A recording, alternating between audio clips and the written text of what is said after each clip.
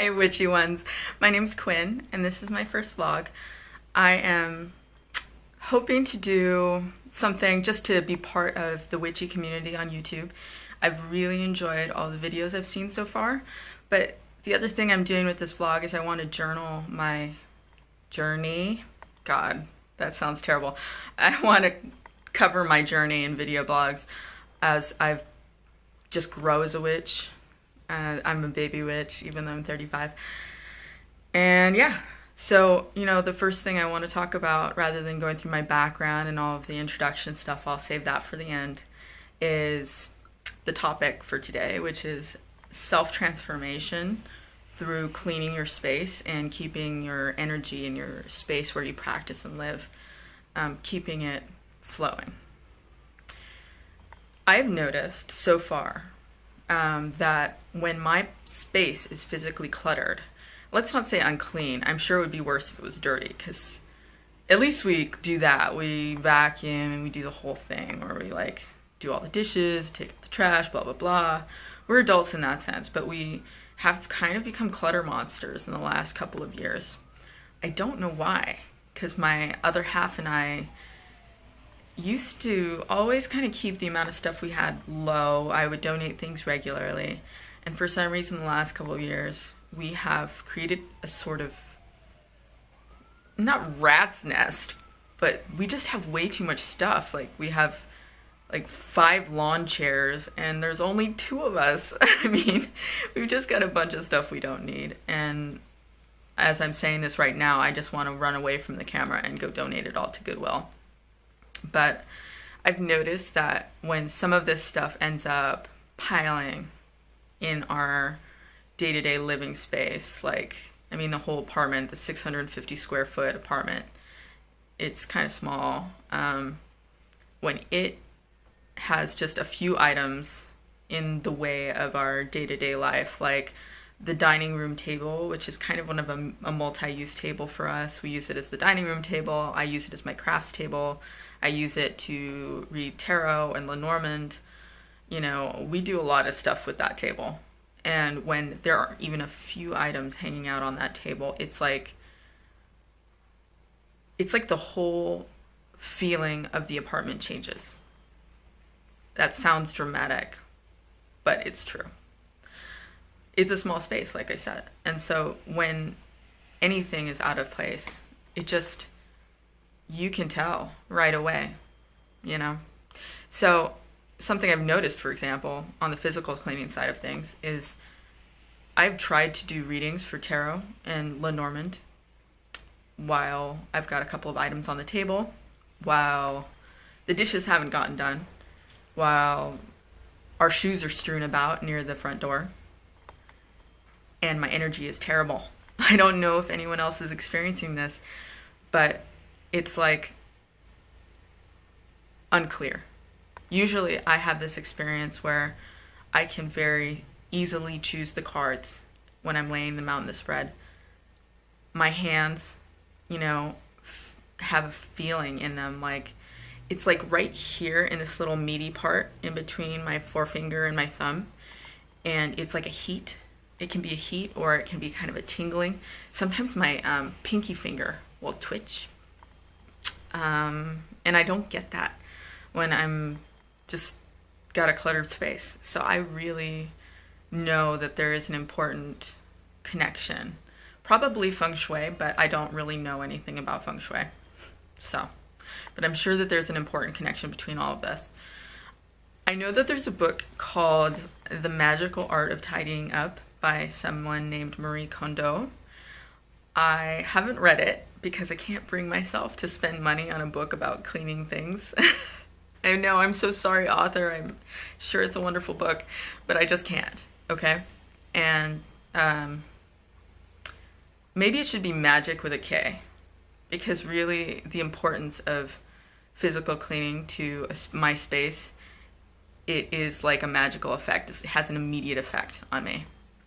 Now, moving on to the spiritually cleaning things, you know, like I personally have been, I haven't used sound yet, although when my auntie, my Thea, went around the apartment with her Tibetan bell, She has like one of those bowls. Sorry, it has like a nice thick dong sound. Do you know what I mean? The Tibetan bowl sound. Yeah, when she went around with the Tibetan bowl, I felt the change with the sound. So I need to invest in one of those. But right now, all I do is I walk around with my smudge and I put my intention out there.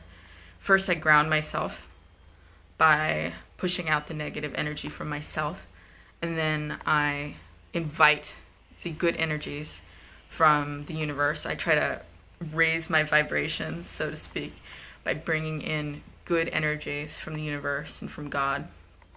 And then I basically visualize as I walk through the apartment, which is, like I said, small, but there are a lot of corners, surprisingly. I visualize as I smudge, pushing all of the negative space out. And the way I visualize it is kind of like as if I were a wind. Like as if all of the space around me is a pushing reverse vacuum wind, like really strong, you know, and that really works for me. And I'm sure that other people have other ways of doing it.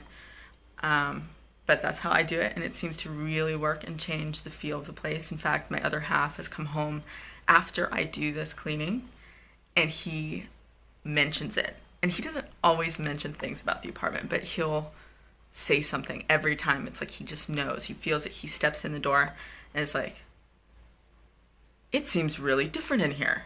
I'm like, that's interesting. What's different about it, you know? Okay, I don't bug him about stuff like that, but whatever. I just note that he comes in the door and he immediately feels the change.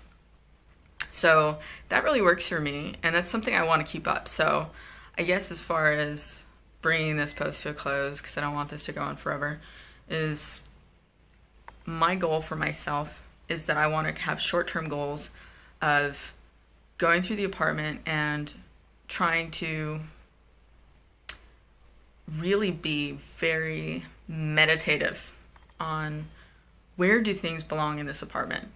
So as I do this next round of cleaning, what I want to do is I really want to measure for myself, like, how does it feel to have these items where they are? And if it doesn't feel quite right, let's try something else. You know, like instead of having all of my makeup stuff on the counter, let's put it in a box in the drawer that's easily accessible. Or instead of having, you know, books piled over on the desk, let's put them on a bookshelf. You know, it could be really simple stuff. And yet, if it feels right, that's what is important, you know, is keeping the space feeling positive. Because especially since my husband and I both deal with depression here and there, it's important to at least have a baseline environment that is positive.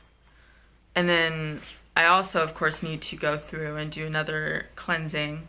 And I'm not one of those people who's going to be doing cleansings all the time, but I just, if I'm going to make these changes in order for them to really have their full effect, I think that they need to be followed by an energetic cleansing. Long term, I want to spend like 10 minutes every day cleaning. Just tidying, putting things away. Doesn't need to be that complicated. Yeah, so that's one step in my transformation. I would love to hear what you think and how you feel about your space and whether it makes a difference for you. It may not. And just what do you do? Is there something I'm missing? Maybe there's something out there that people are doing that works better for them and I could try it. You know, I would love to hear about it. So please fill me in.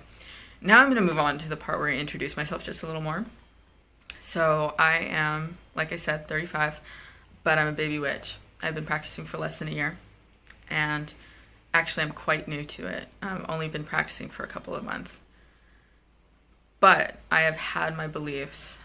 I've had a lot of beliefs in things that I just, you know, I've had experiences with ghosts, as I've said, energies of rooms. I can feel kind of my own strength. I've felt it my whole life. And I never really knew how to synthesize that into one thing for myself. I've never been able to practice because I just didn't feel free to. And I don't know why I didn't feel free to, because, for example, I held these beliefs. I never stopped believing in an afterlife. I never stopped believing in, energies being attached to actions, energies being attached to people. I always believed in that. I always believed that we all possess power to change our lives in ways besides just sometimes the usual resume style. Like, I've always believed that we have the power to transform our lives through intention. And yet I couldn't feel comfortable for some reason trying out a spell. Just the idea seemed so foreign and so crazy to me. And I don't know why. Now that I look back on it, they say hindsight is 20/20. I have no idea why I felt that way. I have come out as a witch to you, YouTubers, to my mom, my tia, that means auntie in Spanish, and to my husband. And that's it. And I know YouTube is big and huge, but I haven't actually said anything to other family members that I think won't be comfortable with it, because I just don't want to change. I'm not ready to change our dynamic yet. I don't know how y'all feel about that, but anyway, I come from a Roman Catholic upbringing, but everybody in my family went away from the Roman Catholic Church. Some of us just kind of floated, a couple of us went to churches. For me personally, I've been all over the place. I do have my own particular Christian beliefs, which are quite liberal, and I have not found a church that actually believes what I believe. I will go into those beliefs later, but I just want to put out there for any witchy watchers of this that I am not into proselytizing. I'm not going to speak a lot about my Christian beliefs here. I really want this vlog to be centered around my belief in myself and what I can do, and the energy that I bring to my actions and my spell work. My grimoire, I want to talk about that. I want to talk about all these other exciting things to myself that really don't have to do with this kind of innate belief that I have in Christ. I don't want to go there, but and I just wanted to put that out there. Right, back to myself and my background. I do have a lot of interest in tarot and Lenormand. I'm new to it, so I'm not one of those people who's doing readings yet. I probably have a year to go before I can get there, but I would love to do that. I just do some readings for my mom and for my friend, and they're very patient with me and take everything I say with a grain of salt. Good for them. Let's see, what else do I do? I'm just getting into pendulum divination, and I'm really excited to see what happens with that. Let's see. Oh, I have a little store that I'm opening, but this is not going to be like a showcase for the store. I'm just saying that I'm opening a little store with witchy accessories, so that's fun, and that's a big interest of mine. And then, I guess, yeah, that's about it. That's all there is to know about me for now. But I hope this hasn't been too rambly. It's just my first post. Please be nice. Yeah, look forward to meeting y'all. All right, bye.